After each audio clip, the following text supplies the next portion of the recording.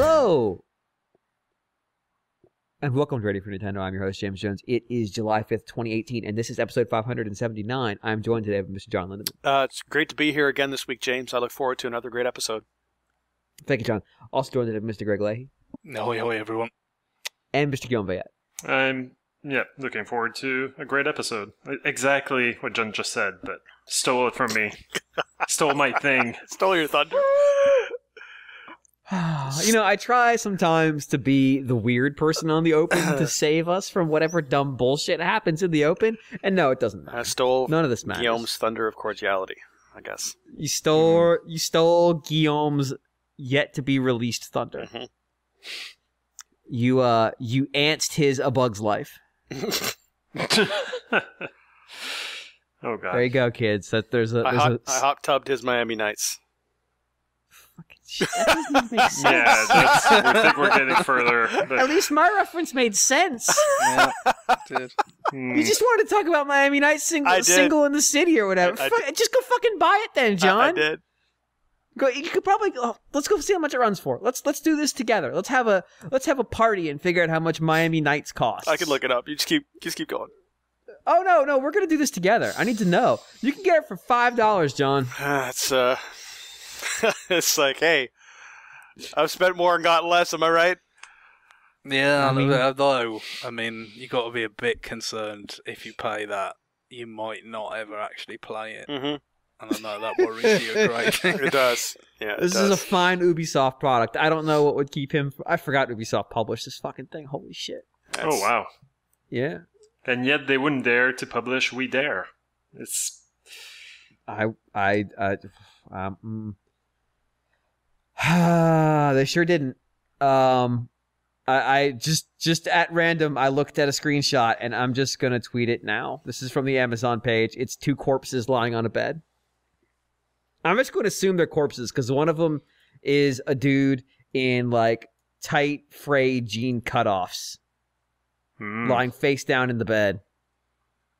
I'm just going to assume that was a murder.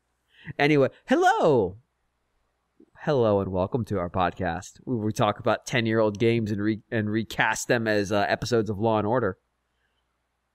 That's our last go of that until we find a way to labo integrate this story. But for now, we're going to go ahead and get straight into new business, which is like the biggest lie ever because we're now at minute 3. But Greg, you've been playing some of a gentleman's sporting event. Would you care to tell us about it? Is it? I don't know. Is it tennis or something like that? It's not the sport of kings. It's some other. I'm not familiar. It's just I'm not an avid tennis fan. I've seen enough to see a lot of whining, a lot of arguing. There's a lot of that. Yeah. So yeah. Occasional racket breaking, which is actually worth seeing. Yeah. So, not the most gentlemanly, I suppose. Certainly not in this iteration, Mario Tennis Aces, where you get some pretty weird stuff, like Wario eating garlic that somehow makes him stronger and all that good stuff.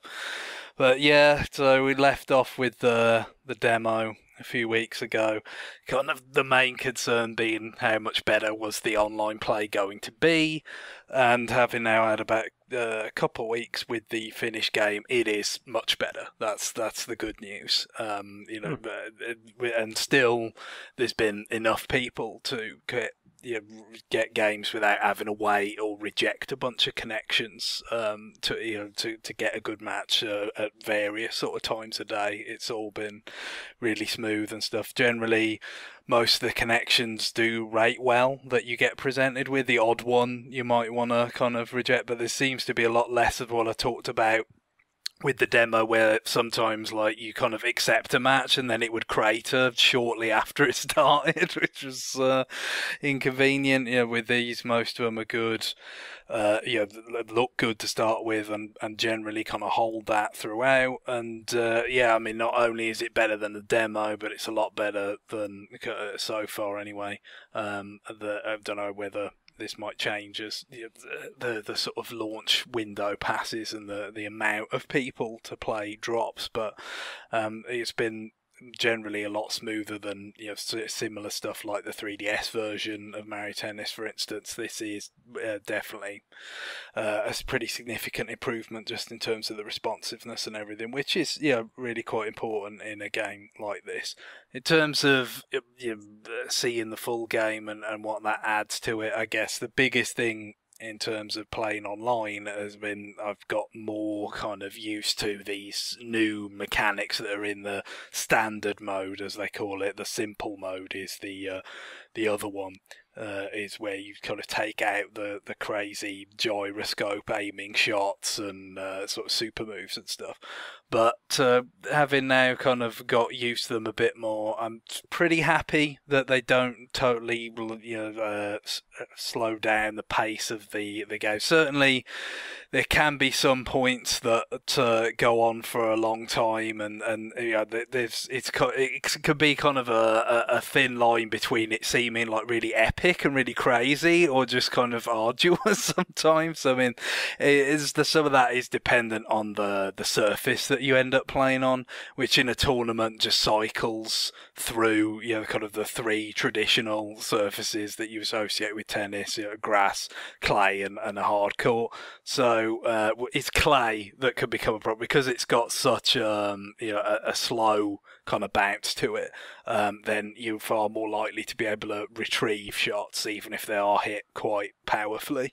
And so the drop shot becomes a big weapon in the arsenal at that point. But if you're playing against somebody that's played the game a fair bit, they know that. So they're always protecting against the drop shot as well, and then points can kind of, like I said, sometimes it's amusing, and you can't help but smile at just some of these ridiculous retrievals with trick shots and all this, where you sort of flick the analog stick and it sort of improbably flip around. Like everyone's got their own version of it, like Waluigi moonwalks, and various characters have different sort of versions of that. But and you've got the ability to sort of it drains your sort of super energy, but you can just slow down time to retrieve a ball as well if you've built some up, and then kind of that's the only way you're going to be able to get there. There's that option as well, so you get some interesting kind of strategy sort of situations where it's like, well, do you want to deploy a particular kind of super move, or a zone shot, or the ultimate kind of super move, when they have got some energy, and they maybe you can get them to waste it in a way, trying to retrieve something that they might not be able to? Or do you feel like, well, I'd be wasting my move because they've got enough to kind of counteract it, and then I'm not going to be able to kind of get that back? So you kind of get a feel for different kind of strategies against different opponents, but the matches, as you'd expect in an online tournament scenario, are pretty brief, unless you're going to go deep into like tie-breaking scenarios, because it is just a kind of first to two in a sort of mini set, and then if it goes 2-2, then you go to the tiebreaker. So you don't necessarily get the chance in that scenario to go really sort of long form and get used to the opponent's kind of strategies or tendencies and stuff. Even in a short format game, you get a little taste of it, which works pretty well. I guess going on to some of the other stuff, the single player adventure mode is slight. There's not a great deal to it, but I kind of liked it for what it was, which isn't much, but you have some sort of neat little boss battle references to boss encounters that you would have seen in, especially like the 3D Mario games, 64 and Sunshine, and they don't do a bad job of actually integrating the new kind of elements, the new mechanics of the game into this story mode, especially kind of using that analog trick shot thing. In this case, not so much for crazy retrievals, but actually for like dodging boss battle kind of attack patterns. So, they might have kind of these like a shoot 'em up style waves of kind of damaging things, which usually kind of hurts you, not directly, but it drains the amount of time you have to actually defeat the boss if you get hit by their attacks. But by using the sort of crazy flips and stuff with the right stick, you can just sort of vault over these attacks with Mario, because he's the only character available in the adventure mode. And then also it kind of stresses the importance of blocking the sort of super attacks that you get. The bosses and the opponents that you face, they have zone shot type attacks like you'll face in a game against a person online, and it's a kind of crucial technique to get down to be able to block those without kind of going too early or too late, because they damage your rackets. And that's the kind of thing in this game, is that you don't only have the ability to just win based on points in the tennis games, but you will also win just by breaking your opponent's 2 rackets, or however many they might have in a different format of match, but that's the kind of standard. And then if they haven't got a racket to play with, they lose, and that's that. So I guess sometimes it sort of ends, it comes into the strategy equation. You might feel like, especially if it's like in a tie break where the match has gone on for a while and rackets have been lost, like you know what, maybe I'm not going to be able to get enough points on his serve to win, so I'm just going to play to break his rackets and hope for the best, kind of thing. And certainly you have to consider that yourself sometimes, like, is it worth trying to retrieve a ball when there's a risk you'll break your racket, which leaves you with 1 left, and then one mistake could cost you the match instantly. Whereas sometimes you just say, look, just let them have the point. That's the better play to make, is just let them have that point, and maybe you can make it up. Whereas if you lose your racket, you could be totally screwed. So some interesting little strategic wrinkles, I guess. You could say, I think if you're really struggling to get the timing down, you could probably argue that it's too important. That element, maybe is kind of not quite properly balanced. How important that, the fact that you can just lose the match because you lose your rackets. But that's where I recommend playing the adventure mode, just to help you kind of get that down. And of course, if you're really worried about that, you can avoid doing that to some extent. I said pick your spots of when you try and block it. And the other point is, I would save energy to slow down time in those scenarios, because even just a little bit of slow down time before it gets to you makes it a lot easier to get the correct timing and avoid breaking your or damaging the racket. So there's ways around it, even if you're totally down with the timing. I can't say as I am at this stage, although I've got better at it over time, and I still manage to kind of work around it and generally kind of win 2/3 of my matches. That's pretty much where it's balancing out in the tournament structure, like win twice, lose once. That's pretty much how it goes. But the adventure mode, like there's a little kind of nod to the RPG games of the past that Camelot made, with the way that as you go through it, you level up and get better rackets and stuff. But it really is kind of perfunctory. Well, that would be one word, but I was going to say it's almost disingenuous, because it's kind of trying to imply that there's like an RPG element to this game that it doesn't have, I mean, yeah, so if you wanted to sort of take the kind of the non-harsh kind of interpretation, the most kind interpretation, you could just say it's perfunctory. But I do kind of feel like there's a bit of box ticking here, like that. There's, Ultra Smash got dinged big time for not having like tournaments with computer players even, and like that's in there, so it's like, okay, that's a box tick. And then just having these like very superfluous numbers going up, bars increasing kind of elements to the one player is kind of like tickle. Oh no, it is kind of like those old games, when it really isn't. It's much. In some ways, it's more than that, because you have these crazy boss battles and stuff like that you wouldn't necessarily kind of associate with just kind of the GBA or GBC games. But at the same time, in terms of character building, it's not. That's not what it's about. It's just a little kind of, it's fun for what it is, at least as far as my experience went, but it's just a little introductory sort of piece.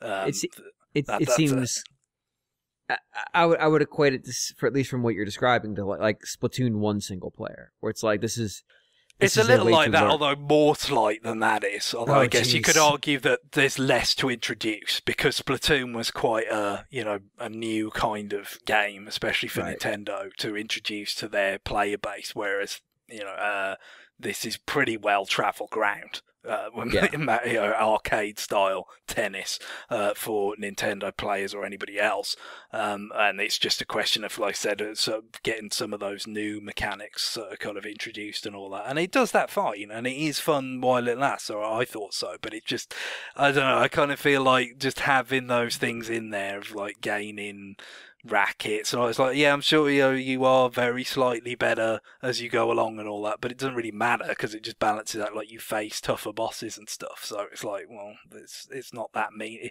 In terms of the character growth, it's not a particularly meaningful component of it. So like I said, it's more functions just as a nod to the fact that Mario Tennis games used to be that way than it really functions that way in practice now.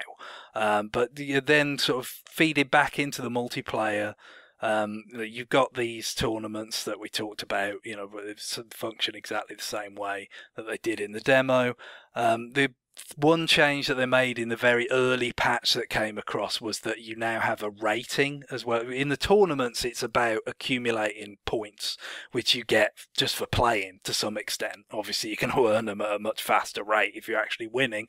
But, with the rating, it's based on kind of your who are you beating or who you're losing to, what their rating is going to affect how it the impact that it has on yours. So you could have like a really good rating and not play that many games. So I guess it's kind of, I think they probably looked at the whole tournament thing, and maybe they have leaderboards, and nicely enough they have leaderboards that for your friends list as well as for the national and global kind of ranks. But I probably looked at it and thought maybe some people wouldn't be that keen to participate, considering it's going to be dominated by people who are just putting an obscene amount of time into it.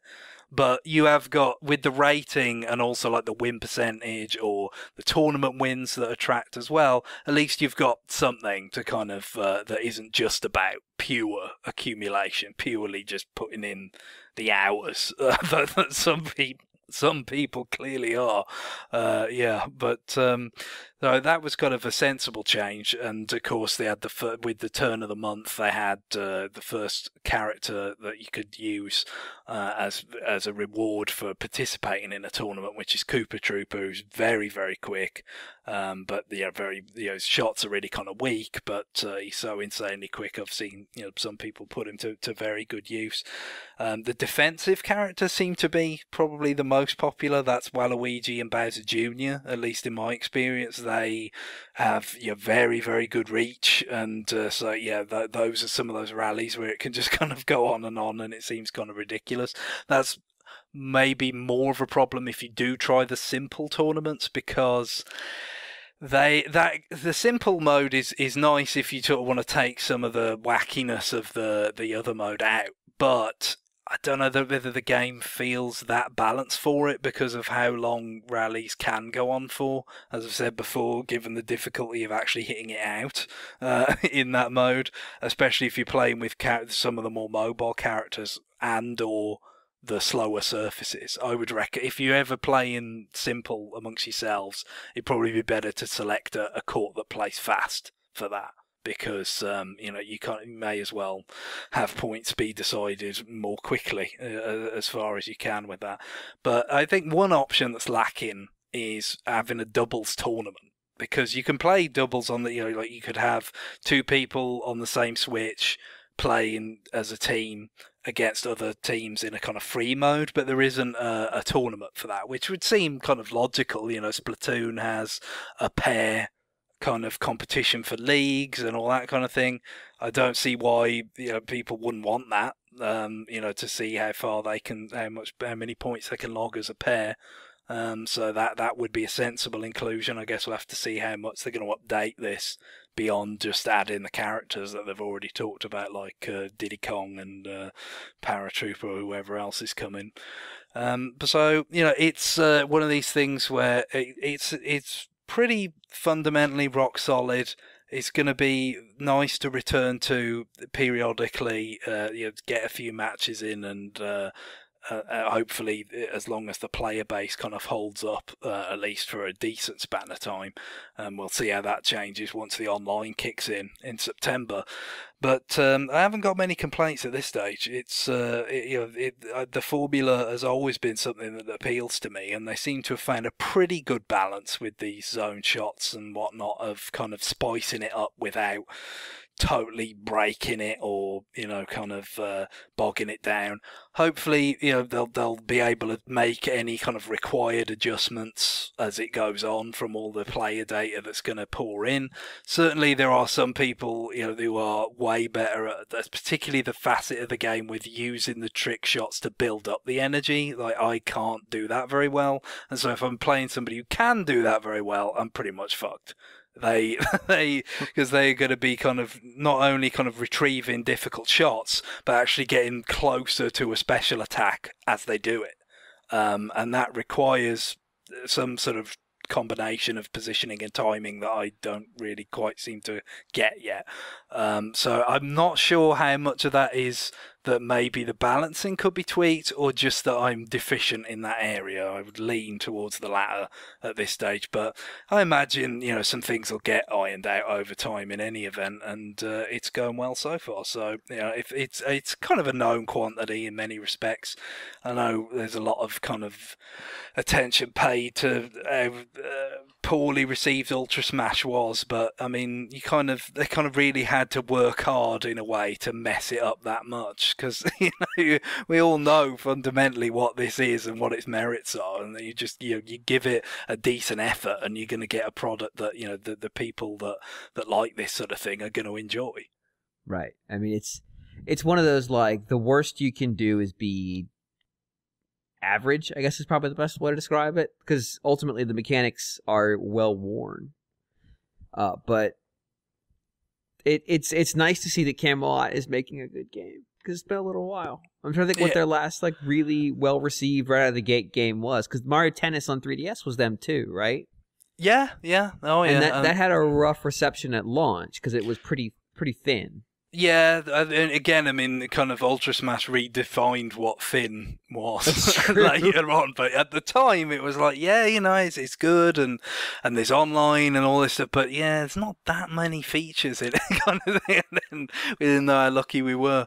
But it's they have got things down really nicely, and this part I can't speak to in terms of how much is improved from Ultra Smash, because I didn't have that obviously, but presentationally it looks good, and they've managed to convey a lot of personality with the characters, especially some of the weirder ones like Chain Chomp and Spike, and how the animations, the way they can do these improbable sort of retrievals of balls and all that kind of thing. It's they are making pretty good use of the Mario kind of roster at this point, even if it's not necessarily the characters you would have thought that they'd go with in some cases. Like the weird way that they employ them makes them feel less generic, even though that is, in some cases literally what they are. It doesn't get much more generic than the Koopa Troopers, but they've made Spike. pretty good. Well, yeah, Spike as well. Spike's just weird though. I mean, he's not in most levels the way that Koopa Troopers are. It's true. But he has less personality somehow. Well, in this, they sort of managed to give him a little bit of personality, which is kind of an achievement. I think the way he sort of hides the ball in his mouth and whips out a massive spiked racket to demolish it when he does his super shot. Like, it's still a weird choice, but I think they made the most of it.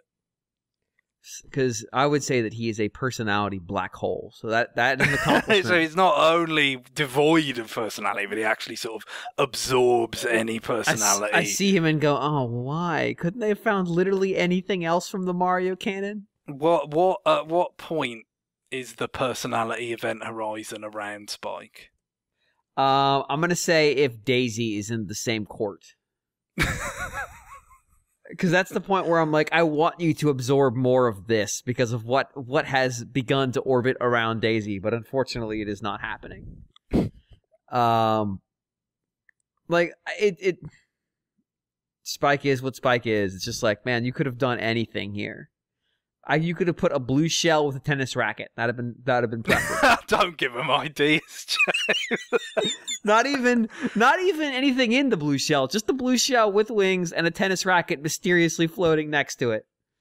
I'd be fine with that. I'd be down for that. Spike. It's friggin' Spike. He's not really even that spiky. Really, the blue shell should be made to participate for all the for all the crimes it's committed against meritocracy. I think it's only fair. And I mean, it's like they've already put Master Hand into a game, so I mean, yeah, no. So I mean, some of these. I mean, you're not thinking Chain Chomp can play tennis, are you? But Exactly. they make it work. They make it work, and it's pretty funny. And a lot of people use Chain Chomp because he is crazy powerful, but also just surprising how they get the mileage out of him in terms of animations and all that. Mm-hmm.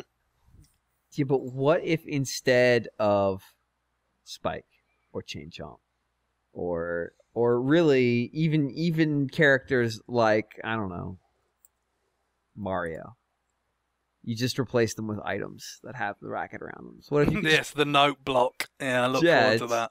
It's the P-switch. The piece. Every color P-switch is a unique character. I mean, like, lest we forget, in Wii Sports, the first one, the characters didn't have limbs. Yeah, So that's true. Yeah, it doesn't stop anyone from playing tennis, That's apparently. right. It's all about accessibility. Is Pauline in this game? No, it's kind of surprising, actually, considering her renaissance of late. There we go. See, I've already found one replacement. Put Dr. Mario in. It doesn't stop Smash. Why does it stop tennis? Yeah, that's interesting that Smash is like the only series that's willing to do that. Just put them all in. Put everybody in. I don't care. As long as it's not Spike. Go run down the entire cast of all of the Mario and Luigi games. Just pick somebody. Done. Congratulations, you've done it. What about those Power Ranger knockoffs? Super Mario RPG? Make it happen. What about Captain Lou? Just put Captain Lou in there. It can't be that expensive. We can make Captain Lou Albano? Yeah, He's dead. fuck it. I mean, Well, yeah, obviously. I'm just saying, his price has gone down because he's dead. I'm not actually saying you bring him up and Weekend at Bernie's it, John. I'm suggesting just saying his just licensing like fees. Artistic. He's probably not in demand, really, because Yeah, exactly. He's You just need to find you need to find his current executor of his estate and make the deal work. All right, I know a couple guys. I'll see what I can do. What would he be? No, I'm worried if I go down I'll this talk hole. to his wife, things are gonna Captain get Liz Albano. things are gonna get worse the more I let this go. So let's go ahead and pull out of this conversation. Please. Greg, you've been playing a demo as well, huh? Oh, yeah, well, just quickly, the WarioWare Gold demo came to Europe today, kind of out of the blue. A pleasant surprise. And apparently has not been replicated elsewhere yet, anyway.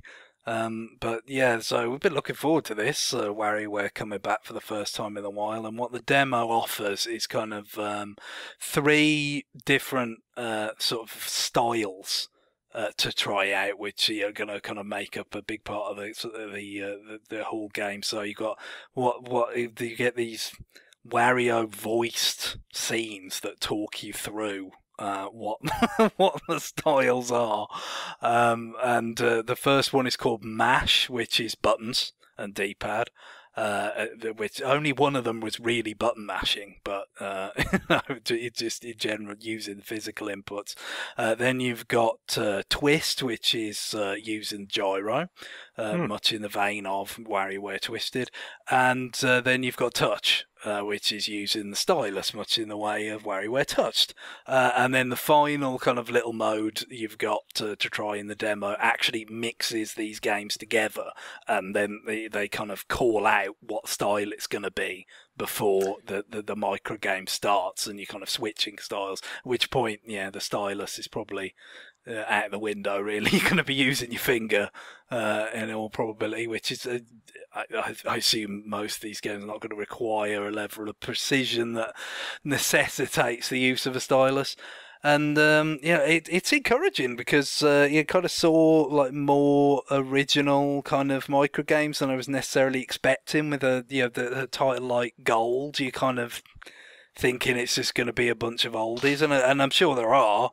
We've already seen some screenshots that show that kind of thing, but there's definitely some new stuff here. Like one of the touch games is actually using the touchscreen to slide the Joy-Cons onto a Switch. And it gets, as it levels up, it gets a little more complicated. Like you'll have about 4 Joy-Con to choose from of different colours and orientations. And only one of them can actually be sort of clicked in to the side of the Switch. And you've got, as it goes on in classic WarioWare fashion, you've got about a second to make the right choice or whatever. It is exactly what you expect it to be in many respects, but just the kind of the new veneer with these sort of animated scenes, setting everything up, and Charles Martinet doing lots of Wario voice work, and then just kind of the presentation of everything kind of seeming more polished and kind of new than I was expecting, and so it's just nice to have it back, really. So we got the press release while we were starting recording that Australia now has the demo, but we still do not, and I am distraught. Yeah, I guess with Australia, that's just because it's sort of historically been a PAL region, all that. It's just, but of course, it's many hours removed in terms of time zones. It's probably just a kind of standard lag for them getting the same kind of stuff that Europe gets. But yeah, I'm not sure why, because it's like a month from now, isn't that right? Yeah, the WarioWare comes out, so it's not really before time if you're going to do a demo.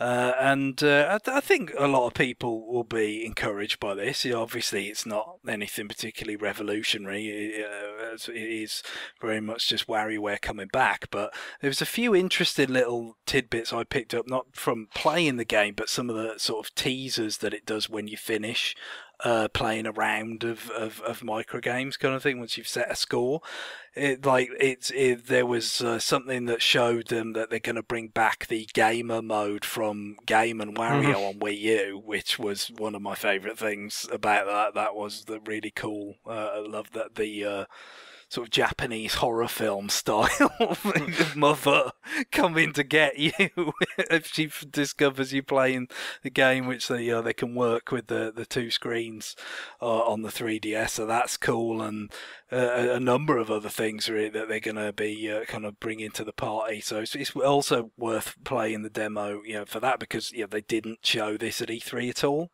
so nope. Yeah, which they've done in the past, like in terms of when they've had like a really kind of laser focus on Switch or just one game like Zelda. They still sometimes found, I was like, like Sushi Striker was shown at the Mario Odyssey E3 kind of treehouse stuff and all that. So they've made room for this kind of thing before, but not this year.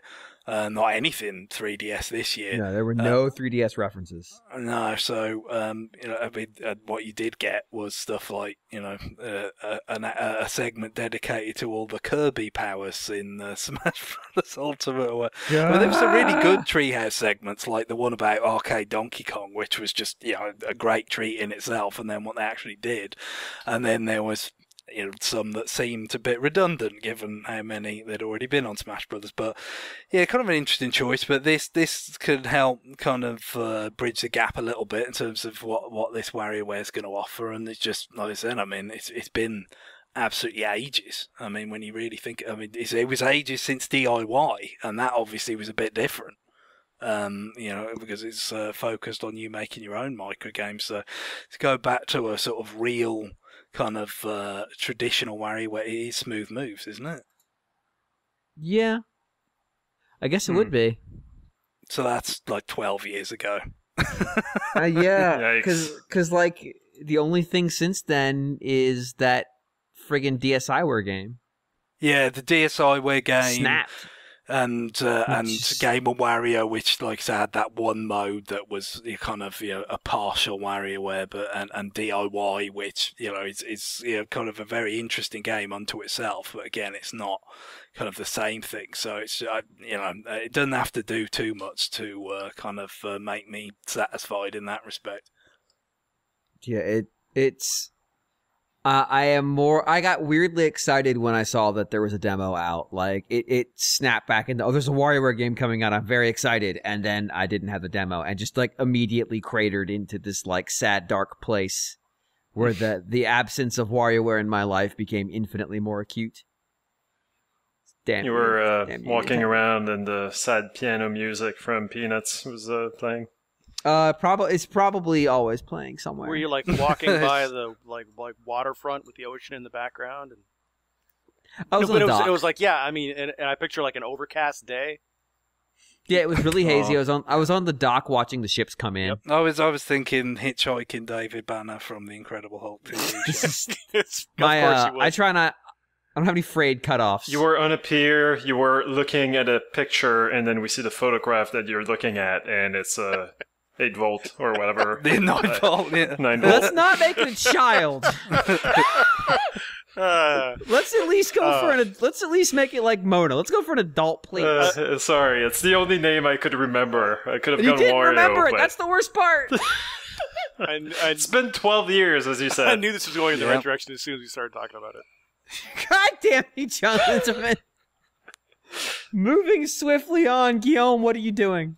I'm melting. It's extremely hot, so maybe that's why I'm not making any sense and I'm not remembering, character names and stuff. But for my new business, I've reviewed a week ago Shape of the World, an eShop game that came out before E3, but E3 gave me really the permission to just, really not do my job and not review the game until a few weeks after, all the news had come out.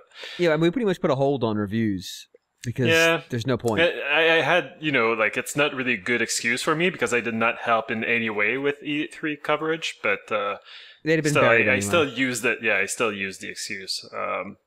But yeah, Shape of the World is a, what did they call it? First-person explorer or something? It's very much, it's I guess a walking simulator. It's very much in the vein of something like Proteus, which I'm not sure came out on, did that come out on anything but PC? No. I don't think so. But for a minute there, I thought you said Proteus, and I'm like, oh, no. Wait, what? That sounds amazing. Yeah, I wish. No, so basically, it's a game where you're not really shooting anything, you're not really solving puzzles, although you are kind of activating switches to make a path forward appear in this game in Shape of the World. But mostly it's supposed to be kind of contemplative, like you're supposed to admire the aesthetics, and this was a very hard review to write, and I gotta stop doing this thing where I'm just like, well, this looks interesting, but it also looks like it could be not very good, and I don't want to, pay for it. And so I take on the review, forgetting that, this type of game that looks interesting and is confusing based on the trailers, or that's not really, it's not like, oh, this is a shooter, this is an adventure game, that's not easily categorizable. I forget that I'm gonna have to write about it and explain what the hell it is. So I had a little bit of a hard time in my review, but basically, you're not doing much except looking at the scenery, interacting very kind of superficially with whatever fauna they put in their game. In this case, it starts out in the first areas where you've got little critters on the ground and you can scare them away, or some of them get, a little bit more violent and they headbutt you, and that's kind of annoying because they can headbutt you off a platform that you took a while to get to, and then you have to climb again. But eventually it kind of just ends up being all sorts of various sea creatures floating in the air. And I found that, as I said in my review, I found that a little bit cliche. There's kind of there's a build-up in this game. You can't really say that there's a story, but there's certainly kind of an increasing intensity in terms of the music gets more like insistent and pressing and also good. Like I really enjoyed the soundtrack. But also like the weather phenomenons, are increasing intensity, like, oh no, a storm, shit is going down. As I said earlier, I'm going delirious here with heat. But this is a good start for the show then. Yeah. And, and there's some sort of, conclusion. It builds up to something, but it's a little bit new agey. It's a little bit cliche. And in the end, like, I'm not sure if I came out of the experience, a different person. If I came out changed or, like it was sort of interesting. But the game ended up being too long for what it is. Like the initial environments are fairly boring to explore, and it does get increasingly interesting just because the music gets better, the visuals, and also kind of you're asked to it gets a little bit more gamey, I suppose, in that there's a little bit more of a platforming challenge later on. But I was overall positive on the game, but it could have been shorter, and also I still, I to this day I still can't describe exactly what it is. But yeah, you walk around a lot. To the end, I kind of gave up. Like I don't know if it's any obvious in the review. But there's kind of a structure to review, right? Like where you start explaining what the game is, and then you get into like what it does well, what it does less well, Yeah. and in the end, like the concluding paragraph is usually something like, well, ta-da-da, I really like this, but da-da-da-da. Or, let's hope that they do things differently, or, it's where you save your one-liners. Yeah, or like you want to find a phrase that just sums up everything that you just said in like the 500 or 1,000 words previously. I'm gonna look at this and say there's about 380 words here. Just as an eyeball. Yeah. Yeah, I tried to be short, but anyway, and I kind of just gave up. Like my review doesn't have an ending so much as it just stops. It asks, but does it ask important questions? Does it leave the reader with questions that they only themselves can answer? Does it talk your heart, Neil? Does it talk your heart? Does it talk to your soul? Anyway, I struggled. Does it fondle the testicles of your soul, Guillaume, is what I'm asking you. Jesus, what? There, look. Who's delirious from the heat here? Yeah. I'm delirious because I'm reading it and I'm like, no, he's right. This kind of just, yeah. Yeah. I just I struggled to write the review, and I'm struggling now. So let's move on. It's not the only thing, thankfully, that I've played. I don't know. I don't know how thankful I am with you continuing right now, but go ahead. So Karen and I have been playing Fire Emblem Warriors. The game was on sale during E3 week, and I was like, well, this I had been interested in getting one of those Musu games for a while on the Switch, and because I had played the demo 2 years ago, I guess, during a Nintendo event, and I had seen that it played much better than Hyrule Warriors did on the Wii U. I had seen that the frame rate was more solid, and of course that's still true now. Even playing 2-player co-op with Karen, the frame rate dips sometimes when there's a lot going on the screen. But overall, just the fact that we're playing this on a more powerful machine than Wii U has improved the experience over Hyrule Warriors, I find. As for the Fire Emblem franchise, I'm not the biggest fan of it.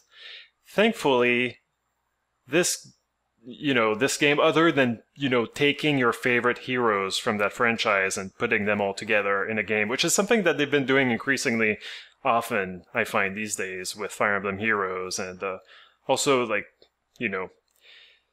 well, I guess that's two examples. Good lord.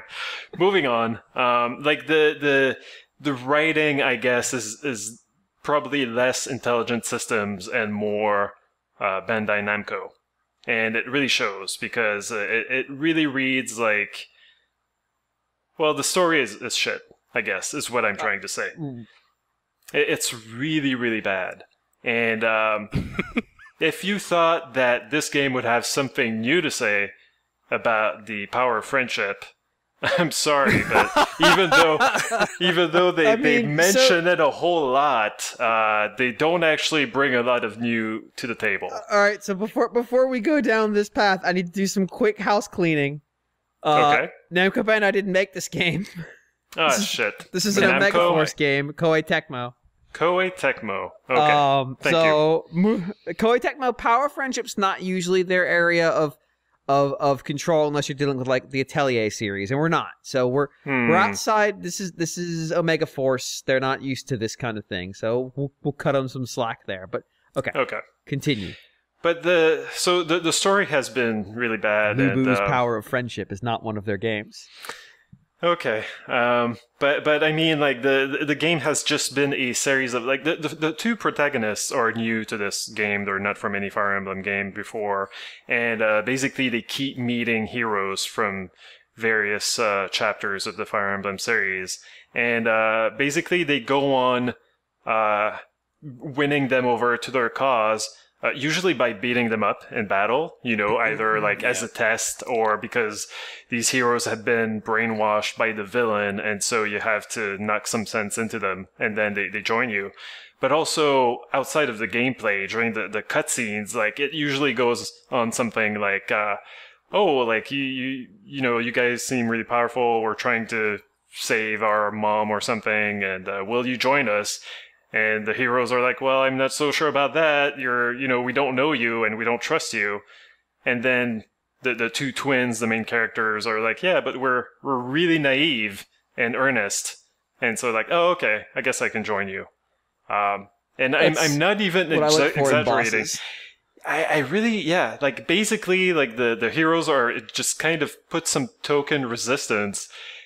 And then, like, one sentence later, there's just like, well, I guess we can join forces with you and aid you with your quest. So yeah, the writing is really bad. But let me ask you a different question real quick. Yes. So you have all these heroes from other Fire Emblem games. Are they by chance coming through, like, portals or dimensional tears or something? No, you know it. Yeah. So you're telling me that Fire Emblem Warriors has the exact same plot as Fire Emblem Heroes. And pretty much the same plot as Hyrule Warriors? Similar. No? Yeah. Similar, yeah. Oh, with that, it's more like rifts in time, I guess, that are bringing these things together. But right, yeah. But the plot of Fire Emblem Heroes is OC characters are trying to convince brainwashed Fire Emblem heroes from other dimensions to join them through the power of gacha. The power of friendship. In some cases, they seem to be from different kingdoms. Like the main heroes are not aware of the kingdom that these other people are from. But in other cases, they're aware that Marth is the what do they call him? The king, hero king or something. He's a legend. So Marth traveled in time, and it's an earlier version of Marth who's not aware yet. He's just a prince, you see. And he's like, I don't know about any hero king. I'm just a prince. And it's just very tedious. You know what would be tedious? Having to write the plot for this must have been nightmarish. So, but like they wrote so much of it. And, like beyond that. It wasn't so tedious after all. Beyond that, like there's also all these scenes when you increase the relationship rank between characters. The support. It's like, because in general, the one player, I'd say one player. The campaign, the story, whatever, as opposed to like the adventure maps or whatever they're called in this version, it's kind of similar to what I said about Mario Tennis. It feels very kind of introductory. Of just like, here's something to take you through to get used to all the maps kind of thing, and just because it's not that deep or anything like that. It's there's not a lot to it. But then the thing that goes against that is they probably do take too long getting through that, in terms of the writing. But I guess the problem is they felt like, well, if this is going to have allusions to the Fire Emblem series proper, and support conversations have become such a sort of popular part of that over time, we feel the need to actually kind of go there. But yeah, when the level of writing and storytelling is where this is, that was not a great choice. So, real quick, I think I have solved the problem of why there's so much writing in this game. A quick trip over to fanfiction.net informed me there's over 13,500 fanfictions written about the Fire Emblem series. It's entirely possible they just trained a robot on this and it just spit out your plot. Yeah, I guess so. But yeah, Fire Emblem: The Demon of Desire is not going to be on my summer reading list. Let's put it that way. Why not? Because I don't want to. Because it's 42,000 words, Guillaume. So I'm playing with this. I'm playing this with Karen. She's kind of I don't think it's converting her into a Fire Emblem fan, especially the support conversations between like two female heroes, and they all seem to go the same way, and it's all like, oh, like you're so awesome and I suck, and like, oh no, you're awesome and you're really pretty, I suck, and then like they repeat that about 18 times. And, Karen is just going nuts. Like, come on, like, own your awesomeness. Like, you ride a freaking, like, flying horse, and you've got a kick-ass lance. Like, why, they could have done so much more than they did.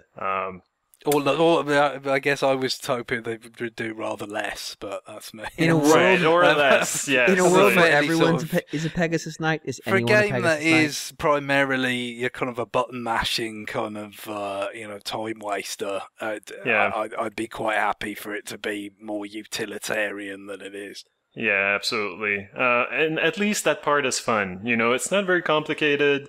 The combos are very simple. You basically just hit the Y button a bunch of times before finishing off with a strong attack, and your character on screen does something cool, kills 18 dudes in one. Well, in 18 in multiplayer mode when there's fewer enemies on screen at a time. Some deaths are unseen. Right, but when you're playing single player, like you kill like 50 people in one go, and it looks very cool, and I don't even know why it's fun, but it is, like it's kind of I think this is a true kind of heir to the beat 'em up genre, where it's kind of mindless. There's not a ton of combos. It's kind of repetitive, but it's still satisfying, especially co-op. So we've been enjoying that, and as I said, it looks pretty, it plays well. Anyway, I've been enjoying that. Finally, I went back to one of my top 5 2017 game of the year, the one that I had barely played, but I was confident would remain entertaining enough and good enough to be to deserve a spot on my list, and that's Mario plus Rabbids Kingdom Battle. And I'm not sure why the timing, like why I'm going back into it now, but did you get the DLC? No, but maybe that was kind of my thinking, was like, well, the DLC is coming out, I might as well finish at least the main game. And I picked it up, and it was not a struggle to, it was pretty easy to get back into. I hadn't forgotten how it works or anything. And the game is, has simple mechanics, even though it's a turn-based strategy game, and a good one. But yeah, I'm really enjoying it. One thing that I find I have less patience for at this moment is all the exploration that's required of you. The game could do a little bit of a better job, just maybe not make worlds that are so sprawling. And also, it's one of those games where if you move the camera around, you're gonna see around a corner that they put something there, And I think I'm increasingly annoyed by that kind of quote-unquote puzzle or secret. I don't find it really challenging or fun. It's more of a chore to comb over all these, vast levels and look around, like rotate the camera around and around just to see like if they hid one doodad just around behind this wall, and in this game, like they not only like they make the worlds sprawling, but there's kind of a warp system and a map system that don't really work. Like you can warp in a further section of a map if you're going back to it to, do some challenge missions that pop up after you've completed a world. But the warp system uses a map that doesn't really tell you anything about what you're going to find once you warp to that place. So, unless you've got the entire map memorized, like it's kind of useless. And I find myself every time just starting over from the beginning, the entrance of that world, and going through the whole thing, because otherwise I'm just going to miss stuff, Yeah, I don't know. But I'm very bitchy tonight, but yeah, like it's the heat. It's the heat. And only tonight. Do you like the game, Guillaume? I do. Like the battles are still fun, and I find that maybe like in the end, like it doesn't really matter that the secrets are annoying to find. Because the game is not so hard that you need to find every little secret to be able to progress. Yeah, that's kind of where I drew a line of just like when I'm tired of looking for all the bits and pieces, I'll just stop. I've been kind of surprised, like going further into the game, into the story mode, how easier it seemed to have got. And so like maybe I overdid it with collecting skill points and stuff like that, and new weapons that give me maybe too much of an edge in battles. So I'm gonna put that aside, and I'm just gonna keep pushing forward. And if I get stuck at some point, then yeah, sure, go back and see what I missed and try to improve my characters that way. But it's still a good strategy game, and hopefully once I'm done with that, like maybe I'll get the DLC, or maybe I'll check out some of the like myriads of other strategy games that came out on the eShop. Like Banner Saga, I think, is one. So yeah, it's about time that I finally complete this game and that I move on from it. All right, so do you want to talk about? I'm sorry, you're done. I'm done. Unless you want me to go on about, Pac-Man Championship. No, I don't. The fact is, I'm not really playing right now. I'm taking a break. I realize that you just saw the Namco announcement, and you're just waiting for that to come out. Didn't you? Yeah. They announced that they're releasing kind of a 2-pack at retail that includes the Namco Museum game that came out in the eShop and Pac-Man Championship Edition 2. But no, I'm not waiting for that. I'm more, I guess I'm giving people some time to catch up with my awesome scores. You can't really take a break from the love of your life. Guillaume is an artist that will only be appreciated after his passing, is what he's telling us. I'm never gonna die, but yeah. I'm just saying, like maybe I'm a little bit too good, at least on the first board. My scores are pretty high, and I'm giving you all some time to practice. I agree. You sounds like you are pretty high right now with the casual drop of Linkin Park lyrics you pulled earlier. Wait, what? You actually did an entire Linkin Park riff there for a second. It was amazing. I'm not even immortal. I didn't know that, but here we are. Yes. Where are we? I'm scared. Probably at the It's gonna get weirder because I'm looking at what's left in the rundown, and this is just gonna go wrong. Yeah. And we've been recording for 1 hour, so. Have we really? Yeah. Holy shit! All right. Well, we're gonna take a break because we have an. How the fuck do we have an hour audio? All right. We're gonna take a break, and when we come back, it's gonna be time for, I guess, more of this shit. Oh, I'm sorry. Stay tuned.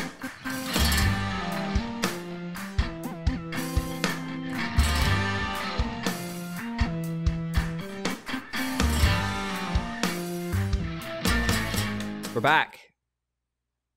Don't say listener mail because we're not doing listener mail. We're doing more new business. We went kind of long in the first segment, and we just said, let's just keep rolling. Let's just keep doing it. We got a lot of games to talk about. We took a week off from new business. It happens. So, John, everybody's had all these new games that they've been talking about for the first time. What do you got? Well, I'm going to talk a bit more about Fortnite. God damn it, John. No, I'm serious. Well, I mean, I wouldn't say it's... it's still a relatively new game, you know? Are you playing it right now? No, I'm not playing it right now. This moment. Okay, I just want to make sure. No, I'm not. I mean, I do have that much respect for this podcast. All right, I would never. Why nobody else does? I would never play a game during this podcast. We all do this, John. Why are you pretending otherwise? But yeah, we've all been caught doing this. Yeah, the only game that I can't play it anymore. But you know, James Jones is my daddy. That's the only. Fucking shit! That's the only one that I'll play during this podcast, and I can't do it anymore. So just talk about Fortnite. That's the end of an era. Anyways, Fortnite.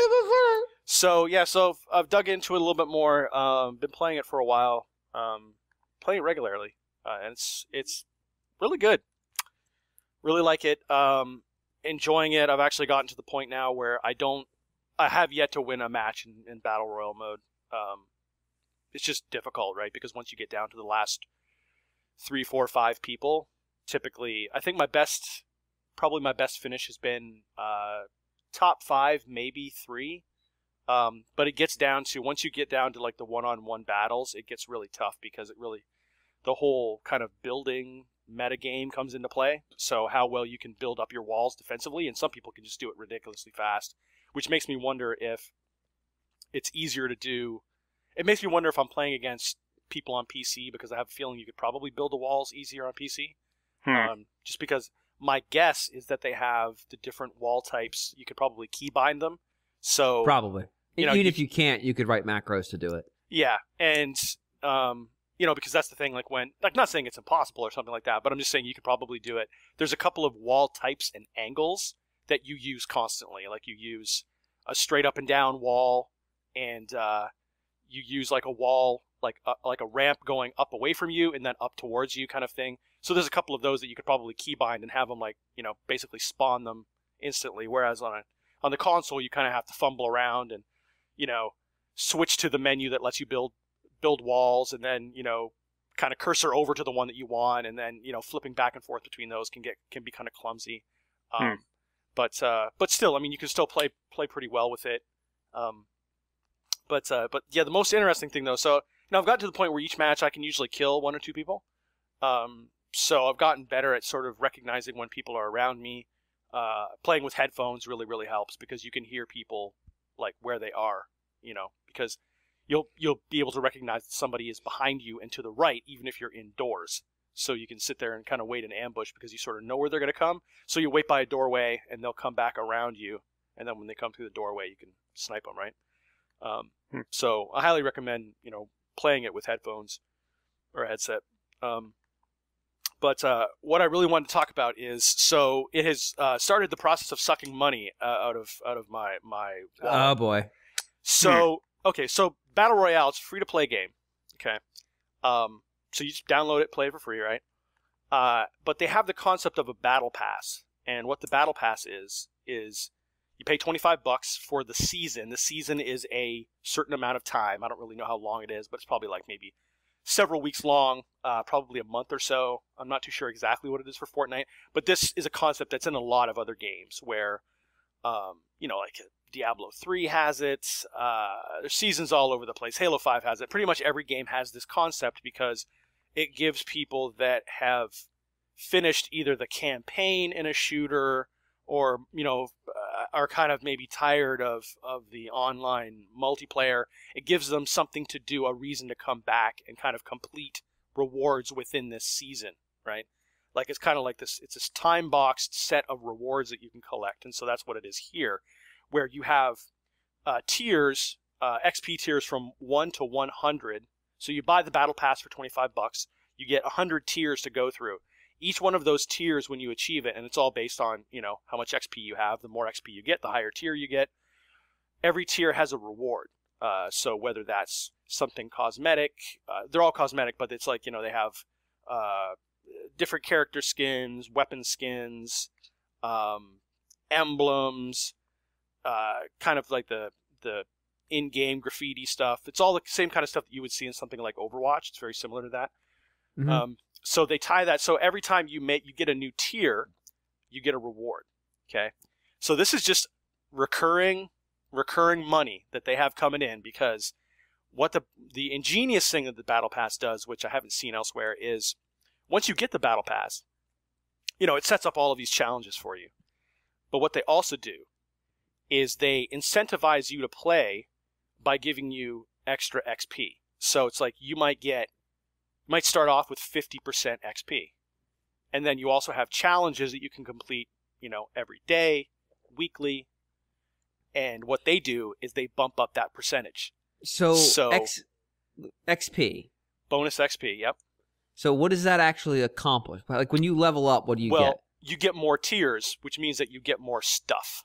More like cosmetic stuff, cooler Is stuff. Is this a pyramid scheme, John? Kinda. Yeah, it's pretty ingenious, okay? And what they also do other things. What actually impressed me even more was they go one step further and they say, okay, well, it's all well and good. Sir, we're glad you bought the Battle Pass. Thank you. We will take this money straight to the bank. But so in exchange for that, we're going to give you a little bit of extra XP.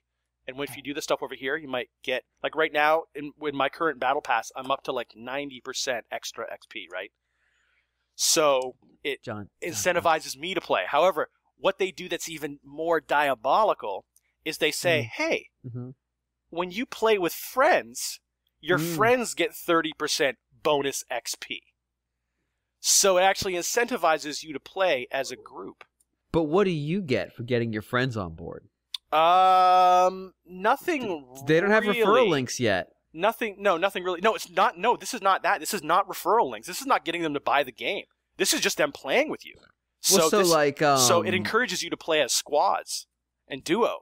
You see, so you have that kind of thing like, oh, like you're always looking to, and it's especially good for kind of for Fortnite in particular for me. Other games I wouldn't give a crap because, but the thing is with Fortnite, since I have access to people on my Switch friends list, which is large, I have lots of friends to potentially play with. So did you just humble brag about having lots of friends, John? No, I mean everybody on this podcast has lots of friends because people just randomly add us, right?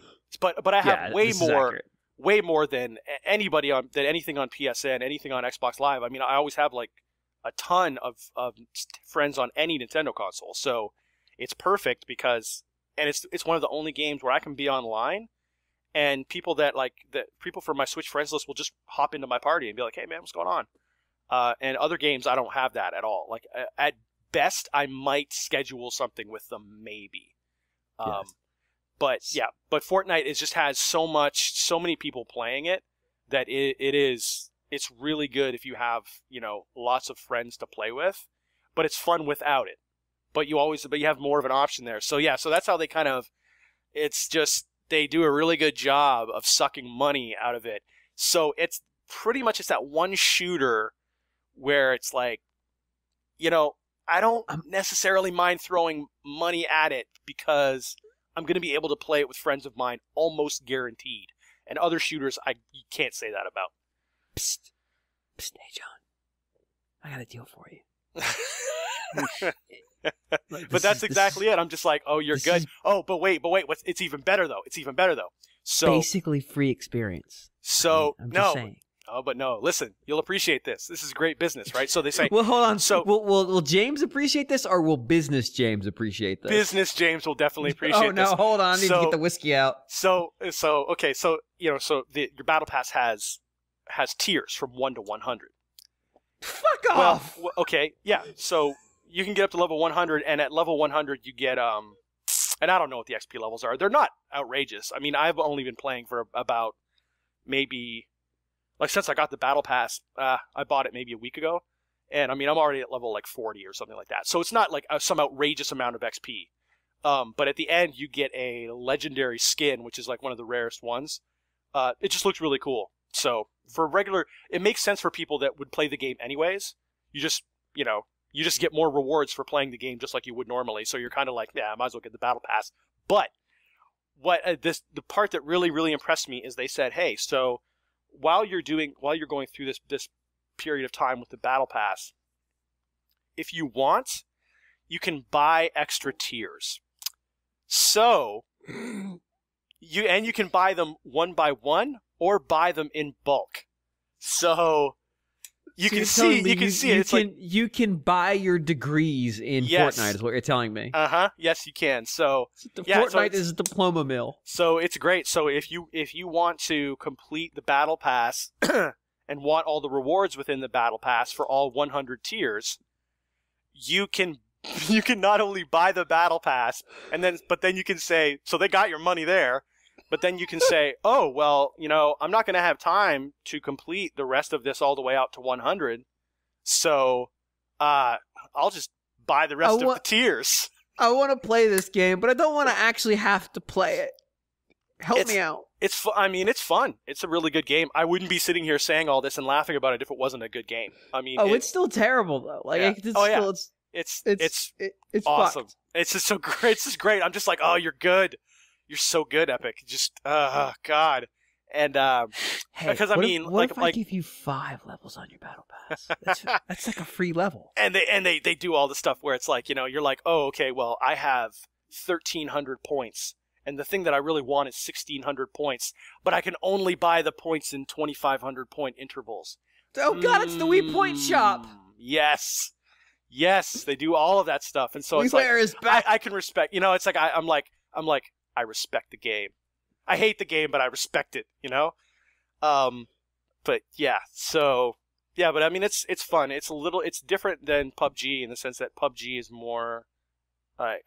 Somebody said at first it was like, yes, it's very different. It's not even remotely the same as PUBG, and I was like, whatever. Battle Royale is Battle Royale, but it's different in the sense that it's more. The battles are quicker, the maps are smaller, so you get more action. There's more emphasis on kind of like, running around, jumping around a lot. Whereas like PUBG is very much like, you're pretty much on the ground. You're laying down, hidden. You're prone, hiding in like tall grass and stuff like that. And it's a slower game overall.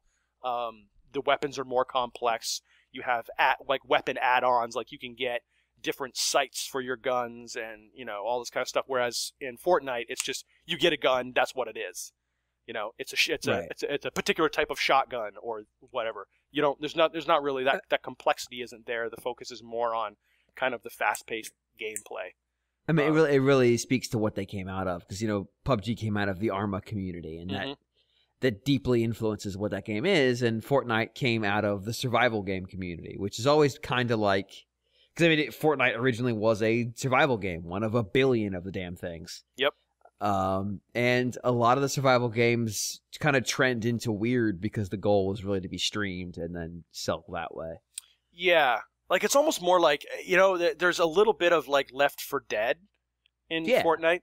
Like, that's really kind of like now that I think about it, that's what it sort of reminds me of vaguely. Because They Left 4 Dead had the same thing. Like, the part of it was like getting it streamed and getting it in front of people is a way to make more money on the thing. Mm-hmm. Because the PvE mode that hasn't been released yet, I think that's what it is. It's kind of like I haven't played it, but it's a zombie horde mode, I think, where you build your fort up. Like, that's how the whole fort building mechanic. That's why it's even in the game. Right. And then you just like battle the zombie hordes, and try to keep your fort constructed. And you do that. That's a co-op with 4 people. So I find it kind of interesting though that Fortnite managed to find that weird balance of like here's things that make this game visually interesting to watch and engaging.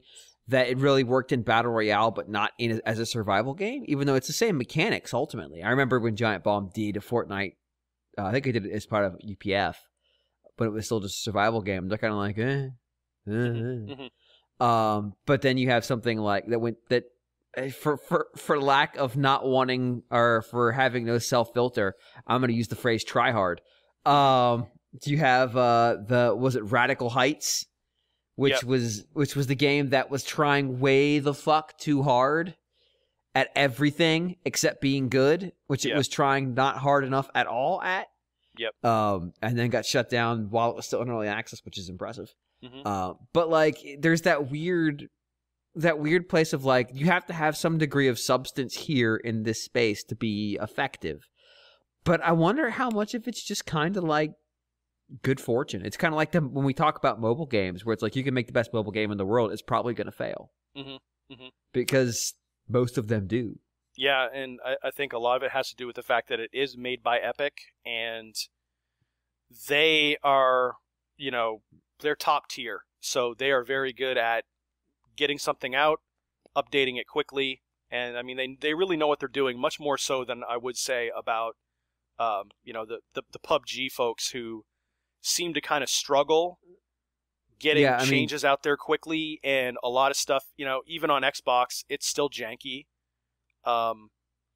Is it still technically early access or whatever the term they use for preview? It's still technically early access, and it feels like an early access game, whereas you play Fortnite and you're like, this is done. Like, you know what I'm saying? It feels like a fully polished game. There's no bugs, there's no graphical hitches, nothing. There's hardly any, there is some pop in, but it's not like in PUBG where it's just like, it looks like a fucking demo in some places. And it's just, there's just a level of polish there that's not there with PUBG. And, it's just, and I think also the fact that it's the way that the game plays and the way that the game looks appeals to a much broader audience than PUBG does. Like PUBG is like just straight up bros playing that game. Like, that's it. They're probably going to be teenage guys to 20 to 30-year-old guys playing that game, and that is literally it. So, whereas Fortnite, I'm sure the audience for Fortnite goes all the way across. NBA players are playing it, Drake is playing it, like whatever. Like, it's ridiculous. Everybody plays that game, and I'm sure, like, gender-wise, it's probably it's all over the map too. I was going to ask, has Drake put out patch notes for his Fortnite play yet? No, girl, my Fortnite. What percentage of our audience is going to get that reference, John? just guess. Make 20%? Probably around there. Okay, I'll feel pretty good if it's 20%. Yeah, but yeah, just Fortnite. I mean, it's no surprise that it's as popular as it is. Just like it's no surprise that Overwatch is as popular as it is. There's like, you look at Overwatch and there's all kinds of different characters in there. There's male, female, robots, like any kind of character that anybody would ever want to play in a game. The three types. There. Yeah. I mean, male, female, and robots. Exactly. And it's Overwatch to some degree, and I don't say this derisively, although it could very easily sound like I'm trying to be derisive here. Overwatch feels like its character design was done to sell Funko Pops. Which, of course, every character in Overwatch has a Funko Pop. They have a Nendroid. They have a whatever. Like, it was designed around merchandising. I mean, not the game. The game is the game. Like, the game plays well. It wouldn't be successful if it didn't. But like, a lot of work went into trying to make this thing engaging at the character level. Yeah, almost beyond what even what happens in a MOBA. Because in a MOBA, there's so many fucking characters, it doesn't matter. You have League where there's 800,000 characters. I think even HOTS at this point has a ton. They have all kinds of characters from World of Warcraft, from Diablo, every single Blizzard property is in there now. They have that motorcycle dude from that Blizzard Super Nintendo game. I can't remember what the name of the game was. They just don't care. Just throw it all in there. Yep. But like, there is a sense that the work went in to make this game appealing beyond just its gameplay, like appealing to look at and appealing to engage with. And I last time we talked about Fortnite, I then went back and sort of, because part of what that game appeals to me, to business James speaking here, is the pivot. Because that's not what this game was when it came out. And this game was not a failure. They hadn't given up on it yet. But it was the running gag was like, so is Fortnite good yet? Nope. Okay, we'll check back with it later.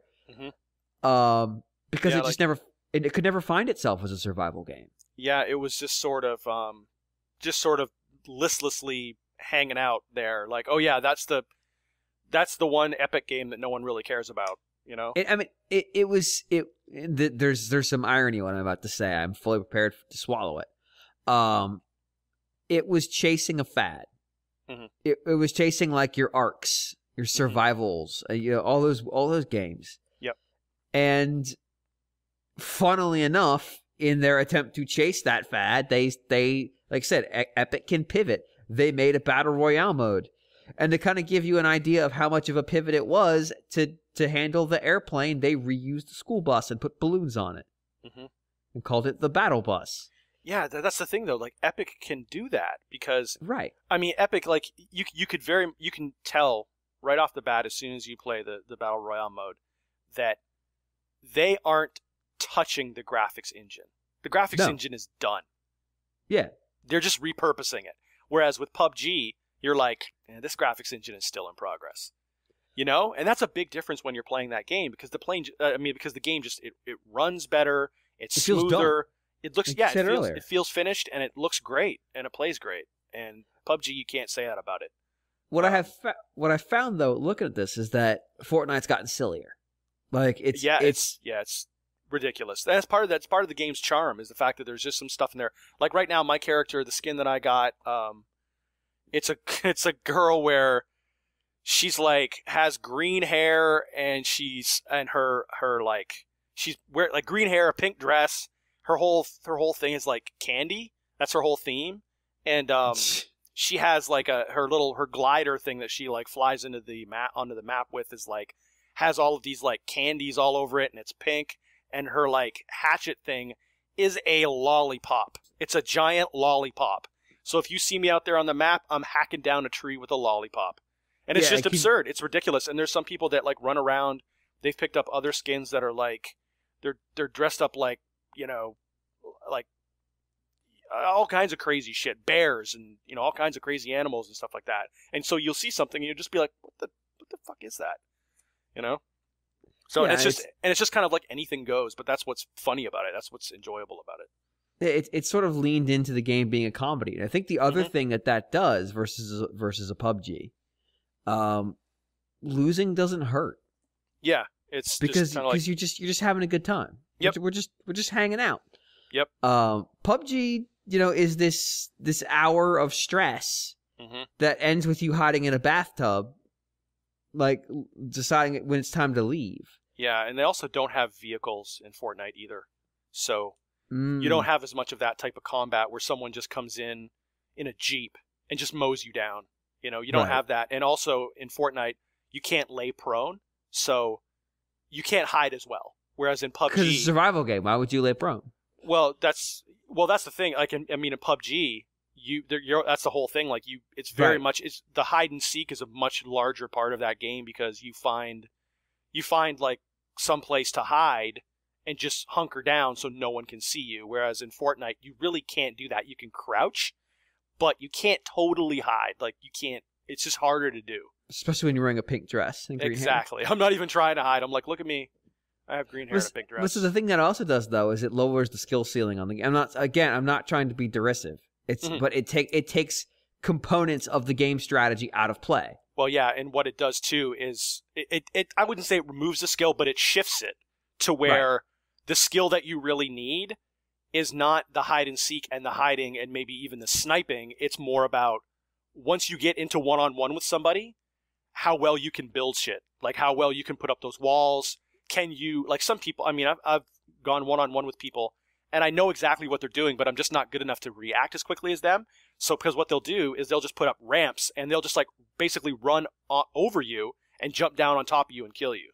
So that's like kind of like one of the main things. So developing that skill becomes what you really need. Well, and it lowers the skill ceiling. It lowers the skill ceiling for the stuff that the Call of Duty players have. Yeah. But instead, it embraces things that younger generations of players do have because they grew up playing fucking Minecraft. Mm-hmm. It's that whole like planning on the fly building stuff and putting it out there and coming up with ideas that way. Mm-hmm. But it also means that because it's not about the highly technical like long distance shot with the mouse and keyboard stuff and about lying prone for hours and hours and hours, mm-hmm. it means that you can more easily move that off the PC and into other platforms. And mm-hmm. we've seen that. Fortnite's on fucking everything. Yeah. I mean, granted, I'm pretty sure Bluehole did port to mobile as well. Yeah, they did. Yep, and it's good. It plays really well. Yeah, but I can see it being a much more natural thing to play this on a mobile device than would be for that. Yeah, probably. Just because you're not trying to do as much technical shooting. It's more about, the free flow movement and making kinetic game. And I think that's been to their benefit. It makes it feel more approachable. It lowers the psychological impact of failure. Yeah, it also makes the matches quicker. Oh, that's huge. Like that's one of the things with PUBG is, I mean, you're playing a match, you're in there for 20 minutes, a half an hour, just because you're kind of incentivized to bleed it out until the bitter end. Right. It's a monopoly commitment. You are committing to a long-term experience. Yep. You might go bankrupt soon, but you might have to stick it out to the end. Yeah, like it's not that the games are necessarily long, but waiting it out is a really good tactic. And even when they squeeze you into a small area, you're incentivized to stay in cover. Right, because no one knows you're there. You can't die. Yeah. Whereas in Fortnite, it doesn't really matter if you're in cover because someone can just break down the wall and just storm in and kill you. So you have to be on the move. You have to know wherever other people are, and you can't just sit there and camp. Whereas in PUBG, you can't break down walls or do anything like that. So you're just camping if you want. You're using terrain cover. Yep. Whereas in Fortnite, you can't use terrain cover, and therefore everybody knows where you are because you built your cover. Yep. If they can find you, they can come and get you. So Yep. So that means that people go. You see just people like go me. down. I mean, like you just. I mean, it's quite often that. I mean, you start off with 100 players, just like PUBG, but it'll be down to like 30 players, 20 players in no time flat, just because the map is so small that people just start killing each other. They all drop into the same areas, and it's just a massacre. So, yeah, but it's a good game. I mean, it's really, really fun, but it's so easy.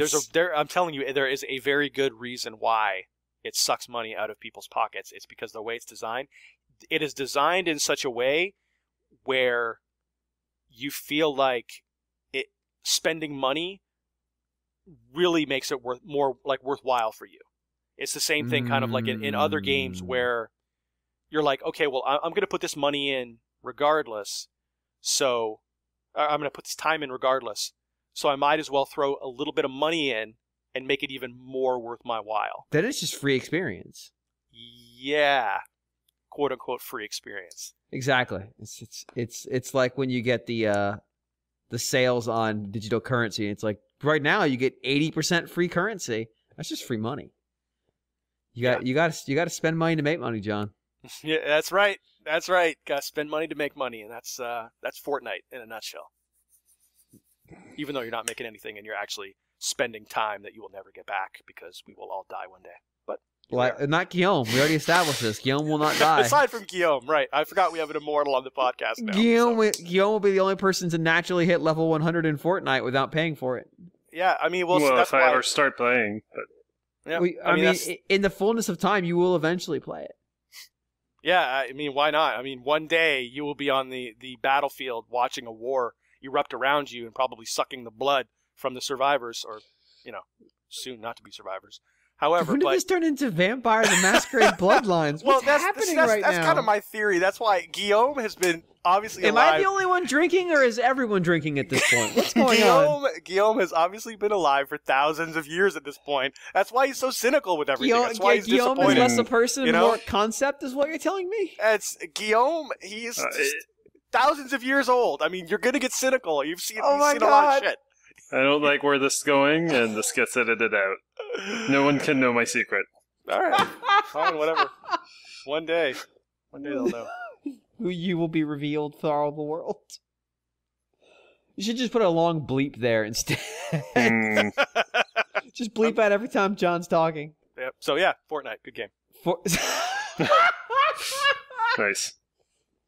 All right, moving on. I have 2 review games. One, the review went live today. So again, we're going back down the long road of James reviews a game and then talks about it on the podcast. But it's got a nonsense name, so we're gonna have to try to come up with its name on the fly. I'm gonna go with Musynx. Musynx, like Musynx, I believe is the correct spelling. Maybe it's Musynx. No, I don't know. It's nonsense, and I hate it. Do sync music. Don't we all? Sure, but I mean, like, this could give us a clue. It's a note highway game. Oh. So I've kind of just told you what it is. It's a note highway game. You know, it's notes come down the path towards you on screen, just like every other note highway game. And you can either touchscreen tap out the notes as they come down, or press the buttons on the controller. But I gave this game an 8, so obviously there's more to it than that. And in fact, there is. So right out of the gate, Musynx was originally, I want to say it was originally iOS, but it's on Android as well. Originally a mobile game that has since been ported to PlayStation 4 and Switch. The PlayStation 4 version, I think, came out first and introduced the button control configuration, because previously it was you touch the lane with your fingers, with your filthy fingers on your mobile device of choice. PS4 obviously had to map it to buttons because no touchscreen. Switch does both. You can do touchscreens if you have it out of the dock, or face buttons if you have it in the dock. I guess you can do face buttons out of the dock too if you want. I have found that both control schemes are very effective, although I am dramatically more comfortable with controls rather than touch. But what makes this game work is a couple different things. One, it is incredibly adjustable. So the game has two modes, 4K mode and 6K mode. This has nothing to do with resolutions. This is one of those things that comes up with this game sometimes because it was made in China, or it's made by Chinese language speakers. I'm not sure if it was made in China or Taiwan or whatever. And you occasionally run into things where it's like, that's not how you should make that menu. What is wrong with you? 4K and 6K reference the number of keys that are available. So in 4K mode, there are 4 lanes in the note highway, and in 6K, there's 6. So for me playing it on controllers, that means it maps to like left and up, and then X and Y, or left, up, right, BXY. I think it's BXY or AXY. I can't remember. But so basically, just like how many buttons it has, and each one maps to a lane. It's also got an easy and hard mode for every song. And then on top of that, so that's four different note patterns available for every song, because the hard note pattern obviously has more notes in it that come more quickly. And there's a 4K and 6K for easy and hard. On top of that, for all of the 50-plus songs, you can adjust the speed of the notes. That doesn't make the game go any slower, or rather, it doesn't make the song go any slower. It's just the notes come at you faster or slower. If you make it slower, though, that means there's going to be more of them on screen at the same time. Because, of course, you know, you're compressing how quickly the screen clears out. The music's not getting any slower. It's just how slow it moves is. But that gives you more time to see the notes ahead of time and plan accordingly. I'm actually playing the game, and I didn't do this deliberately. It just kind of happened. I'm playing the game a lot like I learned to sight read music. Because, in a way, the note highway format is really just, you know, it's just a staff turned on its side. I'm reading about 2 or 3 notes ahead, and I'm just, you know, I get into the rhythm of the pattern, and I'm tapping it in, even though it's like 2 or 3 notes behind what I'm currently reading. And that because that sort of happens automatically. I'm not thinking about it. Like, I slowly march up the note highway. So if I have it set to go really fast, there's less notes cluttering up the view because they're flying at you super quick, but you have less time to read ahead. So as I played this game at E3, and it broke my brain, and the PR rep felt bad for me. Like, I could visibly see that he was embarrassed on my behalf. I almost backed out of the review as a consequence of that. But I said I'm going to try it.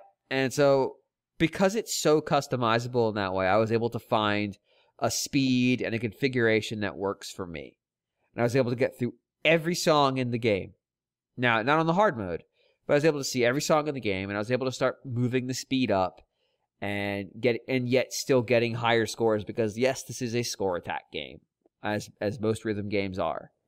What makes this game somewhat unique is its origin. Not the fact it's mobile, but the fact it's from China, or at least from Chinese language speakers. So a lot of the music is the kind of stuff you would expect in this kind of audio surf style game, where it's like electronica or synthesized music set to friggin' Vocaloids. But the Vocaloids singing in Chinese. That's different than what you're used to. because it just doesn't happen that much. But not every song is that. How the game is marketed, you might think that's the case, but it's everything from like saccharine sweet pop music to like techno screamo as done by a Vocaloid.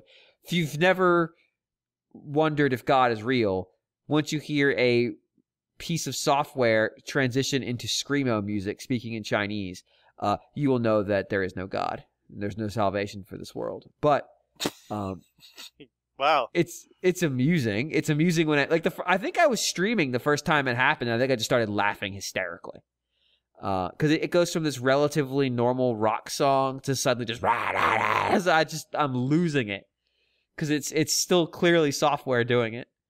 But I actually really kind of dig this game. Like, going after the scores was a big deal. And while a lot of the music doesn't speak to me personally, and also literally because it's in Chinese, like, there's still good stuff here. Now, if none of this appeals to you, obviously this game will not appeal to you. Like, I've played all the songs, but there are a handful that I go to a bunch. There's way too much dubstep-like music in here. Like, you're waiting for the beat to drop on way too many songs. But it does try to create a bunch of different genres that it has them kind of bucketed into. And each bucket gets its own skin for the Note Highway. There's the one that you might have seen me refer to myself on Twitter as King of Anime Lunch, because the 8-bit music is set in a cafeteria rendered in like an 8-bit video game, and the notes are food coming down a conveyor belt.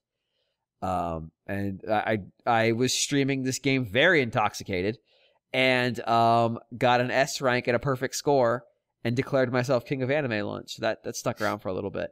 But only stuck around when I went and watched the stream later, because I had forgot I had done it in the moment. Because again, I was very intoxicated. But let me reiterate, extremely, extremely intoxicated. But so it's funny though, because what the game does, and when this game succeeds, is you get into this cycle of going through the song, and how the note patterns are built, it really feels like you're playing the music. You know, you'll get to a place where your ears are just as important for knowing what button to press as your eyes. And because you hear the note pitch come up, you know the song, and therefore you know that you're going to shift over one button. At the same time, your brain starts to kind of become less conscious of like, okay, now I need to press X.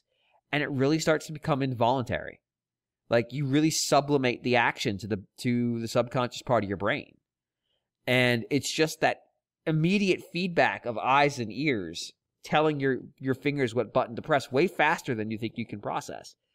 And it becomes somewhat trance-like. And you can go through a lot of time in this game and score really high scores when you get to this sort of like semi-hypnotized state. And that's when the game is super succeeding, because you're not having to read the music. It's there, and your eyes are obviously processing it because you know what to press, but you're not actively doing it. And that's kind of weirdly delightful, because you feel really, you know, in sync with what this music is trying to do. And that actually makes even music you don't like more appealing, because your brain's like, there's that weird like feedback loop of how you're processing this is unique and distinct. And if they didn't make the game customizable in terms of like how much you want to see at one time in terms of speed and how much difficulty you want, how many buttons you want to use, you probably couldn't do that. But it does have that. And the game itself is relatively forgiving on timing, which is important with this game. It sort of lets you sort of smooth out the cracks for things like input lag and screen lag and things like that. But yeah, I mean, if you just looked at this game, you would just think it'd be Vocaloid singing over anime pictures. And there's a lot of that. There's a lot of that in this game. I'm sold. Yeah, well, I mean, if that's what you want, go nuts. Like, it's not that that's not there. It's definitely there. But there's still music and stuff that I really kind of dig. Like, there's a song that, you know, a lot of the songs from what I can piece together came from, you know, composers who are online with, you know, things like music toolkits and writing their own music and gaining notoriety online in that space. And like writing Vocaloid music, for example. which is a very Asian kind of thing to do. Like, that sounds like something you'd hear come out of China or Japan. But, I mean, that seems to be where a lot of this music comes from. And they've just sort of built note patterns on top of it, and it works. And, like, I've actually gone and tracked down a couple of these songs because they're actually kind of enjoyable to listen to. There's a lot of it where I'm like, oh, did we need another dubstep song? Okay, well, I guess this is another one. But even in that space, like, there's a song, I think it's called Legendary, that's actually pretty good because it mixes traditional Chinese instruments with dubstep, which is not something I ever thought I would experience in my life. But there it is, and it comes off pretty cool. You know, there's songs that actually are like pop music that are written entirely in like Chinese instrumentation and Chinese note patterns, or rock music that does largely the same thing. Or there's these weird 8-bit chiptune songs. Like, there's stuff in there. There's friggin' public domain etudes that have gotten thrown in there just because they can, have to pay for it. It just kind of works, and I dig it. I like it for that. So, yeah, my review's already up. You can go look at that on there if you want to see more. I streamed it over at twitch.tv/NWR_James, same as my Twitter. It'll probably be on the YouTube page at some point. Yeah, it was fun. It took some time to get into, but once I did, like, it's something I can pull out, play 2 or 3 songs, and put it away, and probably get a high score because I seem to continually be getting better. So, yeah, this isn't the kind of game I normally enjoy, but this one's pretty good. So do you think you'll be as bloodthirsty as Guy was with Pac-Man high scores? No, there's no online scoreboards. Oh, okay. And the thing is, like, I'm not really doing that for that. Like, I'm just trying to get the EX rank, which is the highest level rank. And I felt really good because I had a bunch of S ranks, and then I got an EX rank and realized there's another rank above S. And I went, oh, no. And perfect doesn't necessarily get you an EX. Like, because you can get multiple tiers of, yes, you hit the note, you continued the combo. EX requires you overwhelmingly only get the top tier in play. And I've got 7 or 8 EXs at this point. But there's definitely a bunch of S ranks I have where I perfected it, but did not get enough of the most perfect timing. So, but yeah, it's a really well made game like this. It's different because of its origins, and it's not something you're going to experience normally. But I appreciate that I got the chance to play it, and yeah, it's a pretty solid game. Other game I have as a review. This came afterwards, called Pato Box. I'm gonna try to explain this one. Buckle up. Box. No, it's boxing. Okay. Oh, right. So Mad World, but with Punch Out. Yeah. So have you heard of a game called Punch Out? I have, actually. Rings a bell. Yeah. So imagine that, but then transpose your character into like an adventure game. They still have the same actions. They still control largely this. Oh, they don't control. They move through 3D space instead of dodging. But like their options are really still just punch. And then make it, as Guillaume alluded to, black and white ink style drawing. So like there's no shades of gray. It's just ink. And also make your main character a man with a duck head. Is it voiced by Jason Alexander, or whatever his name is? From it is not. There are no voices in this game, unfortunately. So it's very strange. It's a revenge tale, where you go through, because your character was a pro boxer for this evil organization, he may or may not be a genetic experiment.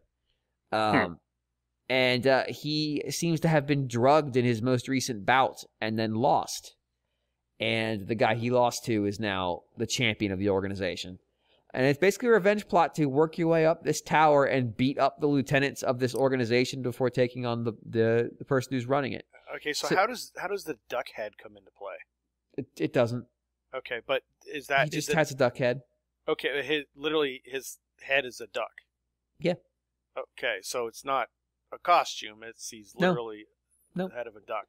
Okay. There are other human-animal hybrids in this game. I get the implication that he is human-animal hybrid prime. Okay. And that this company is involved in all kinds of weird, like, experimentation bullshit. Like, why a duck? Like, 'Cause what it's do weird. you want? I really want a human that I can feed bread to in like small pellets. Yeah, he's also a boxing. He's a boxing champion, John. You better have some fucking good bread. He will break your face. What is he gonna do? Is he gonna peck me? He's gonna break your face, John. Okay, whatever. Duck, you barely have teeth. Keep it real, buddy. He's got a human body, though, John. Also, did you miss the part where he's the worldwide boxing champ? You wanna go? You wanna go talk to Mike Tyson and give him shit? Go for it. All right. Well, Why don't you go take one of his pigeons, John, and see how that'll end for you? John Lindemann was killed today, age 93. At least Tyson has a human head, not a duck head, right? I can't respect a man with a duck head. He's got a fucking tribal tattoo on his face. I can't respect a man with the head of a duck, right? Let's just get it out there. I thought I didn't have to spell it out to you, James, but apparently John, I do. Did you put off buying a PS2 after those David Lynch commercials? Oh. I went down and put my money down right that day. You don't respect ducks, but boy, they make you want to spend money. Yep. God damn it. So the game has two modes. One where you're exploring the tower with it's like tank controls, and you're punching things to interact with them. So the very first part of the game is you are going after the chief of security for the building because she's the first person who's getting in your way, and she's invented all these robots to secure this world-dominating skyscraper. And so you kind of walk through spaces and avoid traps, and they're all timing-based, so like you have to step out and pass through the electric barrier she has coming down when it turns off, so you're waiting for it to drop and step through. And then once you finally reach her in the residency quarters, it turns into Punch-Out style boxing. And in her case, she has lasers and electricity and robots because she herself doesn't actually fight.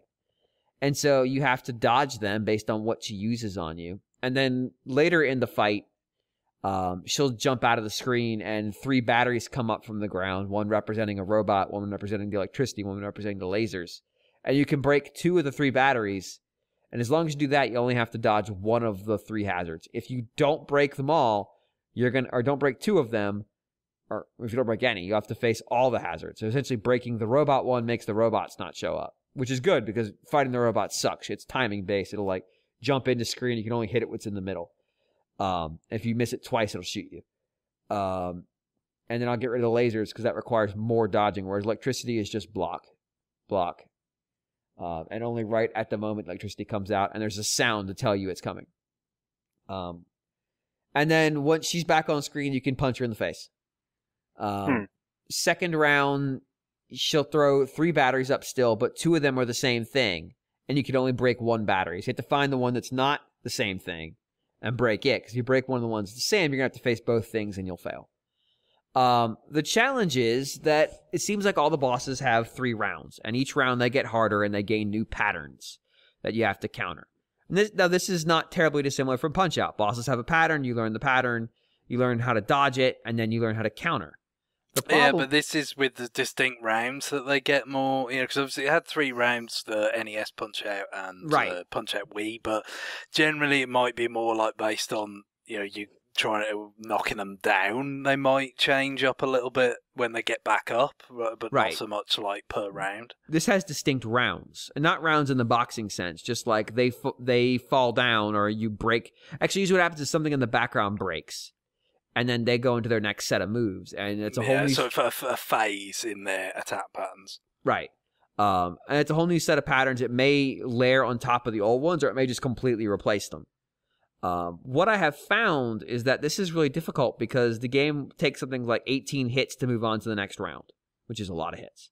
And your health does sort of inch back up, as near as I can observe, but... if you go down, you're done. You're not getting up again like Punch-Out. It's like you have to do the entire fight without falling down. And sometimes these characters have long combo strings, and it's really easy to if you get hit by the full combo string, you're done. It's a one hit KO combo. And I don't feel like the game does a great job telegraphing what attack they're going to use. A lot of the telegraphs look the same or very similar. One of the characters I fought, I think it was the 3rd boss I fought, he has a sound he makes. He's a chef who was a product of the experiments, and he really wants to just cook our Duckman hero. who everyone talks to like he's a moron, which I really appreciate because he has a duck's head. So to get to him, you went through this slaughterhouse that's on a conveyor belt, and there's just swinging blades and circular saws and stuff, and you're trying to time things to pass through it while it's safe. And it's really, really tight windows to get through some of these things. I was really struggling with the timing on quite a few of them. And then you get to his boss, and he's a weird, because all these bosses have gimmicks. So the first one was, she had her batteries popping up. Him, like, as you're going through the stage, you're finding hints on how to fight him. But the basic premise is that he's a chef, and he wants to cook our duck. So he's preparing a witch's cauldron to cook him in. And food is falling down to the right and left of him. And if you dodge left or right, you'll grab the food that's falling.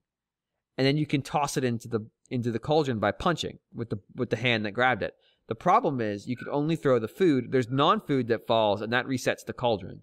If you put 5 pieces of food in there, then you can wail on him for a little bit because he'll start eating it. Not enough to get into the next round. You got to do it like 2 or 3 times. Then you can get into the next round. If you throw bad stuff, it's not food in there, you reset the entire cauldron and you got to start over. You can throw those at his face, though, by doing a high punch, just as an aside. And so his second round, his attack patterns change. In his case, he has a little lobster friend who does his attacks before he does, and you can watch him and figure out what they are. But they're all new patterns, and they're faster. So you have to read like 3 moves from the lobster, but you have to start dodging while the lobster's still moving, but you don't know what you're going to dodge into because things have sped up. So all these fights have a lot of variety to them, but the problem is they're really hard. The timing windows are super tight, and a lot of times the game doesn't give you an opportunity to attack even when you do successfully dodge. The attack windows don't open up, instead they just go straight to another attack. And so if you try to attack, you just get punished. So the bosses basically have way too much in the way of iframes, and they don't really give up much when you manage to avoid their assault. Occasionally you'll get a chance to really hammer on them, but in most cases it's like, okay, you got 1 hit, and then they're back in their attack pattern. Oh, and you got tagged in the process. But like I said, there's 18 hits you have to put in or something like that. So getting 1 hit is almost irrelevant. But right now I'm stuck. So I like what this game is going for visually. It's got a neat look. It's meant to look like a comic book, like a black ink comic book, and it totally nails it. Even though it's 3D, it looks 2D in a lot of places. But the current boss I'm on, you have to press block on the beat. Everything, and then the beat's like bump, bump, bump, bump, bump, bump, bump, bump, bump. Like you have to hit block on the downbeat every time, and the window for missing is very, very wide. Like you have to nail it exactly for the block to take. But sometimes you have to not block, because what you're trying to do in his case is he's shooting balls of electricity at you, and most of them are negative, but occasionally one of them is positive, and you grab the positive one to charge a battery that turns on the lights so you can punch his machine, but the part of his machine that's vulnerable is constantly moving, and also it's only vulnerable in that same pattern beat, which means you have to move fingers but keep the pattern, because before you've been hitting down to block, now you're hitting punch. But you can only hit one of the 2 indicators at a time. You have to figure out which one is active right now. It's a lot going on. Yeah, James was telling me about this off air. He said it was like playing Flock Step and Punch Out at once. And yes. Yeah, your description actually, at first I was like, how would that work? But your description actually, I get it now. I get what you mean. Yeah, the rhythmic blocking. So you're doing that, and got to keep that going while doing something else as well. Yes. So you're sort of visually interrogating the balls that are going to be on screen, because the nozzles that shoot them are different colors. 95% of them are negative and will hurt you. And you only have a handful of hits before you go down. You got to start the whole cycle over again, which you need a ton of positive ones. Now, the good thing is that the pattern, until you get him into his second mode, is the same. The problem is the pattern, because it's tied to the song, is like 13 rounds in a row. So like you have to memorize all 13 rounds of shots and figure out which ones you need to dodge, or which ones you need to block, which ones you need to kind of left or right dodge into. There's none where you can just stay still and get it, as far as I can tell. And then the second round is even more like convoluted to look at, because as opposed to just coming at you from left, right, and up, there's all kinds of diagonals and stuff they're shooting at. So it's even harder to read the screen. You really have to memorize it. but I'm struggling to even get time in that round long enough to memorize the damn thing. So there's a third round I've never even seen. I really strongly dislike this boss fight, and I have spent hours on it trying to beat it and just can't. This game has no adjustment for like how tolerant you want it to be with respect to hitting. And some of this could just be input lag. I mean, the windows you're talking about in this game are really narrow. And if the pattern is bump, bump, bump, bump, bump, like it's really easy to find yourself on the wrong note or find yourself between notes. Or because it doesn't give you both beats all the time either. Sometimes it gives them both. Sometimes it just gives one because it's song. It's a really tough game, and like I like what they were going for. I like the style. I like the aesthetic. I like the dumb concept. I like the idea of punch out boss fights. Like that works really well. It's just these things don't do a good job telegraphing their attack ahead of time. You know, I mentioned one of the bosses. The noise that he makes telegraphs two distinct attacks. Now, if you read his physical status at the same time, you can figure out which one he's going to do, but you don't necessarily know how many rounds of it he's going to do, which means you're going to miss your opportunity to attack him because you're going to dodge one extra time. Or you're going to do the wrong thing entirely because the other time he makes that noise, it means something completely different. So the cues aren't distinct enough for a game like this. The windows aren't wide enough. And there's just too much going on a lot of times. And it's something that can be solved with checkpointing. Like if you could checkpoint between each round, that would help. Because at least you feel like you've made progress. But since if you fail, you go all the way back to the beginning. It's really frustrating. And like, I just want to get past this stage so I can see what's next because I can't even explore the tower anymore. This was your Vile moment, like Mega Man X, where I beat my fourth boss and it's like, okay, you're even collecting medallions like it's a Mega Man game. It's like, okay, now you have to fight this guy. You're going to go cutscene and immediately into the fight. Like, I don't know what to do to get through it. And that's really frustrating. This is weird. This is a game that like had a neat and original idea. It executed a cool art style, but man, does it frustrate. And pretty much all the boss encounters have been like this. It's just gotten worse as I get through it. And that stinks. So I don't know how I'm going to review this one. I got to get further into it before I can review it. But like, I don't know how I'm going to pull that move off. Yeah, Pato Box, huh? I'm going to go do some research on the Steam version of it and see if the input lag is potentially an issue in here because that may not show up on Steam. It feels like it's almost impossible to stay on the beat sometimes, and I'm curious if the Steam version has a similar kind of reputation. But that's going to do it for new business. And in fact, the show, we went 2 hours of new business. I don't even understand. But we did it. Listener mail, we'll probably be back next week. You could send your emails to rfn@nintendoworldreport.com. Greg. Yes. Music. Sure, yeah, although I will mention quickly, because I think this will be the last chance to do so while it's still running, we had an email from GX about the Flip Grip Kickstarter that Jeremy Parrish was doing. Yes. He seemed very concerned that I know that this was happening, and rightly so. So I've been whinging about the lack of the existence of this thing, essentially, since the Switch, probably just before it came out, to be honest. But yeah, so the vertical grip for playing stuff like Ikaruga and pinball and all that kind of stuff in the preferred orientation is happening, and I think it's going to be tight relative to when this episode goes out on Sunday night, but the following Tuesday is when the Kickstarter finishes, if anybody would be interested in backing that. But it blew through its goal, really. Oh yeah, it's already funded. Yeah, way past that. It's just a question of if anybody does actually want this product. Certainly I do. I've backed it. The first thing I've ever backed on Kickstarter. So it's kind of interesting, but it seems very low risk, very kind of there's not a lot to go wrong in this case. I mean, the last thing, I feel like I have to kind of redeem myself with Kickstarter because the last thing I backed was a $25 on the Ouya. So Oh no. Yes. Yes, I did. I did it. Did you get one? No, but this was the let me see. I forget. But yeah, it was for the Ouya. It was like the it was to like get on the pre-order list or something like that. I forget what it was. But it was like John, before actually ordering it, you could like pay them to get like your name on it or something like that. So Get your name on an Ouya. It's terrible. I was just like, why did I do that? It's so That's stupid. the most disappointing thing you've ever said to me. I backed the Ouya.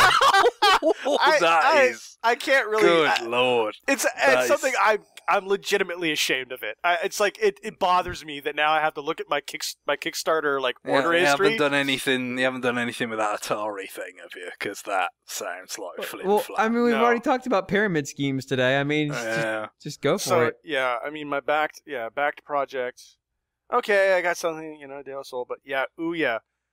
Reserve your username plus get a founder emblem forever. That's what it was. Oh, forever for the 6 months they existed. Forever. This episode's all about permanence, clearly. That's right. There's little to go wrong with this. It's basically just the cost to put it into production. So, it's something I really, really want, as we've documented on this podcast. And I'm grateful that there's people out there concerned enough about my gaming welfare that they was writing to alert me to this prospect, and somewhere towards the end of the year I can arcade Punch Out, pinball, Ikaruga, all that good stuff. I'm very much looking forward to that. But in terms of music, we are, as James said, we began recording anyway on the 5th of July, so I feel we have to do something for our American listeners. I hope they all had an enjoyable 4th of July weekend. And what could be more American than a character called Travis Touchdown? Fuck yeah, he is. Yeah, except he's like an otaku and not very American. He wishes he wasn't American. So always smells like America to me. Always found that a little bit weird. But we had a request from Derek for the main theme from the original No More Heroes, which is getting on for 11 years old, I think. It's pretty old these days. Travis has been threatening to strike again at some unspecified point in this calendar year. I'm pretty sure Travis has to tell all his neighbors when he moves in about his history, so it's fine. So we've got that to look forward to at some point later on, if it does make it this year, even though it's not like the kind of No More Heroes 3 exactly. It's more kind of No More Heroes themed, but this is the music which it cast my mind back to this time. I can remember hearing this theme quite a bit, and also the phrase about entering the Garden of Madness, and I was like, we've already been here, mate. We've been here for a while, apparently, on the basis of this episode, so enjoy. All right, that's going to do it for the show, everybody. Bye-bye. Bye. Later. Bye-bye.